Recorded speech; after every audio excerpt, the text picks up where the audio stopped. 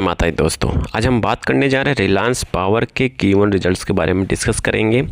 आज यहाँ पे ये भी जानने की कोशिश करेंगे कि इसके अलावा रिलायंस पावर में क्या न्यूज़ है। मतलब कहने का मतलब है इसके अलावा रिलायंस ने कोई डिविडेंड दिया, क्या कुछ स्प्लिट होने वाला है, ऐसा कुछ नहीं है। जी हाँ, यहाँ पे जस्ट यहाँ पे फाइनेंशियल रिजल्ट हम डिस्कस करेंगे। यहाँ पे ऐसा कुछ भी अनाउंसमेंट कंपनी ने कुछ भी नहीं किया है, ठीक है, अपने शेयर होल्डर के लिए। क्योंकि एक मरी हुई कंपनी फिर से ज़िंदा होती है, फिर से मोमेंटम आता है, फिर से तेज़ी होती है और कर्ज मुक्त होती है। फिर यहाँ पर आप देखते हैं कि इसके फाइनेंशियल डेटा पर क्या इम्पैक्ट आता है, इसके फाइनेंशियल डेटा में कुछ इंप्रूवमेंट आया है कि नहीं आया, क्योंकि वही सबसे बड़ा इंपॉर्टेंट चीज़ होती है। तो यहाँ पे देखेंगे Q1 की बात किया जाए, रिलायंस पावर में के Q1 रिजल्ट्स की बात किया जाए, टोटल इनकम की बात किया जाए, तो ये कंपेयर करेंगे पिछले क्वार्टर के, मतलब Q4 से कंपेयर करेंगे। उसके कंपेरिजन में इस बार का जो ऑपरेशन रिवेन्यू इनकम है वो गिरता हुआ दिखाई दे रहा है। वहीं बात करते हैं साल दर साल के कंपेरिजन में, देखेंगे साल दर साल के कंपेरिजन में भी रिवेन्यू ऑपरेशन गिरता हुआ दिखाई दे रहा है। तो यहाँ पे रिवेन्यू ऑपरेशन में बड़ी भारी गिरावट है। वहीं बात करते हैं एक्सपेंसेस और टैक्स।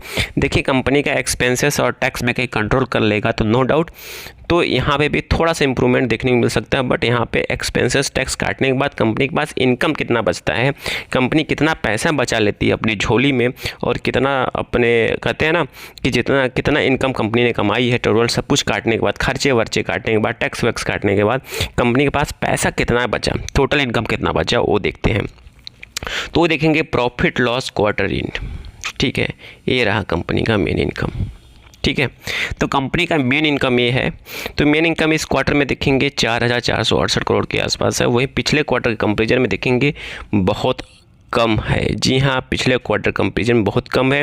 वहीं साल दर साल के कंपेरिजन में देखेंगे यहाँ पे 30 से 40% की गिरावट देखने को मिल रहा है। तो कहने का मतलब ये यहाँ पे कंपनी का जो टोटल इनकम में भारी गिरावट देखने को मिल रहा है। तो यहाँ पे एक चीज़ और क्वेश्चन मार्क होता है, लोगों के दिमाग में होता है, क्या रिलायंस पावर में गिरावट देखने को मिल सकता है। जी हाँ, रिलायंस पावर में सेलिंग प्रेशर देखने को मिल सकता है। अगेन यहाँ पे बाय सेल कोई रिकमेंडेशन नहीं, जस्ट एजुकेशन पर्पस से इन्फॉर्मेशन को शेयर किया जा रहा है। तो यहाँ से इन्फॉर्मेशन आपको मिल गया है कि अगेन यहाँ पे आर पावर में भारी गिरावट देखने को मिल सकता है, क्योंकि रिजल्ट जो Q1 रिजल्ट है वो अच्छा नहीं है, ठीक है।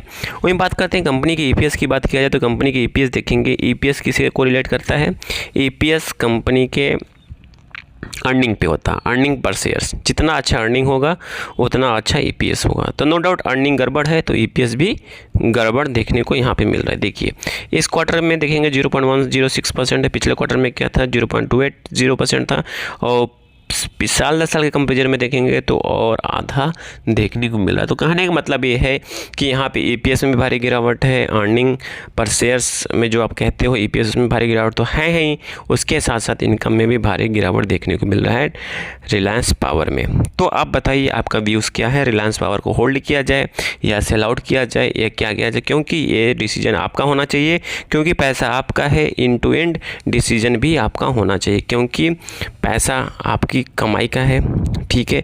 तो डिसीजन आपको ही लेना है, क्योंकि सामने रिजल्ट आपके है, सब कुछ आपके सामने दिखाई दे रहा है कि आर पावर में क्या हो रहा है, ठीक है।